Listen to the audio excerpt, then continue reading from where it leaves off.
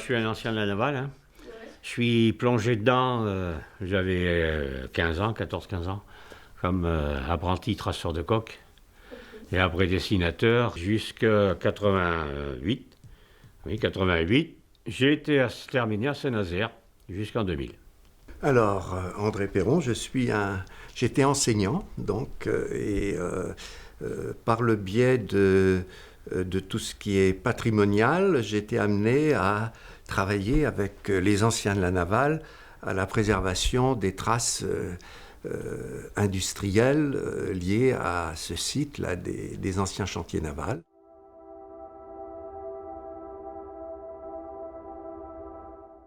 C'est un outil de travail qui est assez exceptionnel, hein. C'était quand même un outil qui permettait de transporter des blocs de bateaux sur les cales. En fait, c'est l'arrivée du montage par bloc. C'est-à-dire qu'avant, les bateaux étaient montés pièce par pièce, puisqu'ils étaient arrivés sur la cale. Et après, quand la soudure est venue, était bien utilisée, les blocs étaient formés, donc de tôle et tout ça, qui étaient formés, de 30 ou 40 ou 50 tonnes. Et donc il fallait un outil pour pouvoir les transporter sur les cales. Et donc il y avait des ateliers de préfabrication en amont, avec un toit qui s'ouvrait.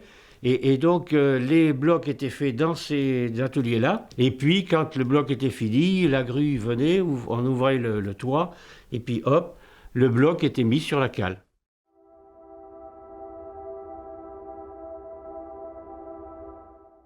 C'était le symbole de la construction navale et le symbole d'une industrie quand même assez importante et puis assez valorisante, quoi. Et donc pour nous, et donc c'est mon copain Jean qui disait ça, en définitive, nous aussi on a nos clochers. C'était les grues, nos clochers. Et donc on était fiers de nos clochers. À travers cette grue, c'est aussi le rappel de toute cette histoire industrielle-portuaire qui a été si importante sur Nantes, et industrielle-portuaire parce que l'histoire du port et l'histoire de l'industrie sont étroitement associés et c'est intéressant d'avoir un marqueur de ce type-là qui en plus fait écho aux deux autres grues de l'espace portuaire.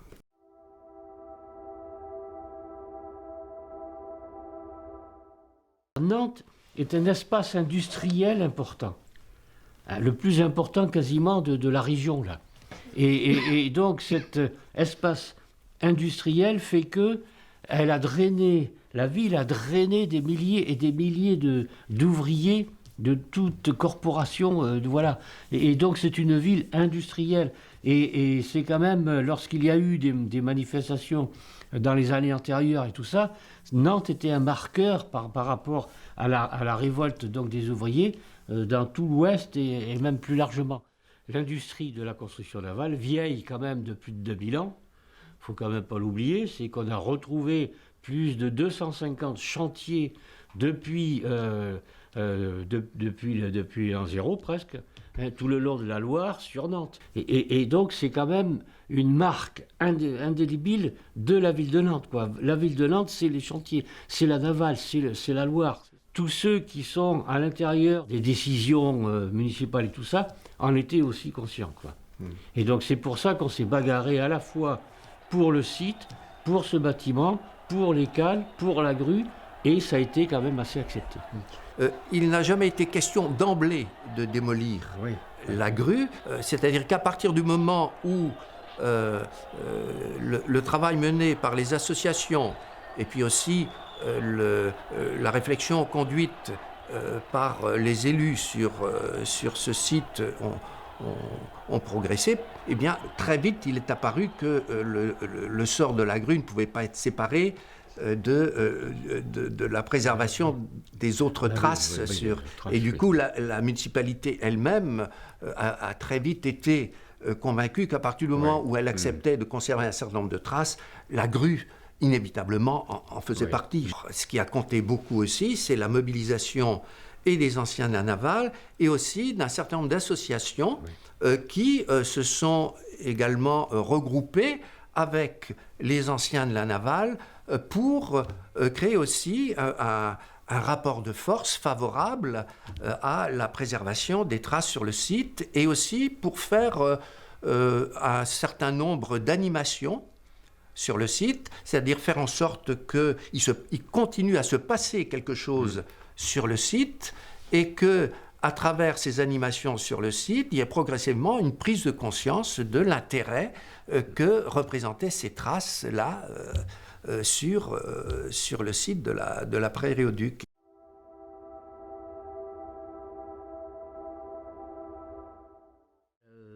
Disons qu'elle est complètement acceptée par les Nantais, hein. Maintenant, par les Nantais et les Nantaises. C'est une image, c'est un totem, que si on l'a démonté, il y aurait alors là révolution, quoi. Non, mais c'est ça, c'est un petit peu comme un bâtiment, même n'importe lequel, mais comme la cathédrale ou comme... voilà, ça fait partie en définitive de l'image. La preuve en est, c'est que aussitôt que ça a été conservé dans les premières années, la mairie de Nantes faisait en sorte que dans les affiches qu'elle faisait, il y avait la grue qui était là, quoi. Elle s'en était pris comme totem. En termes de paysage urbain, elle fait désormais partie de l'image qui s'est inscrite sur la rétine des habitants, quoi. Alors, avec aussi, puisque c'est le problème du patrimoine, quelquefois le danger que ça peut représenter, c'est-à-dire cet aspect familier, ne doit pas faire oublier non plus que ce n'est pas simplement un objet isolé, mais qu'il est lié à l'histoire du site ici, à toute l'histoire humaine qu'il y a eu derrière, et puis plus largement à l'histoire nantaise, oui, et au lien entre le port et l'industrie.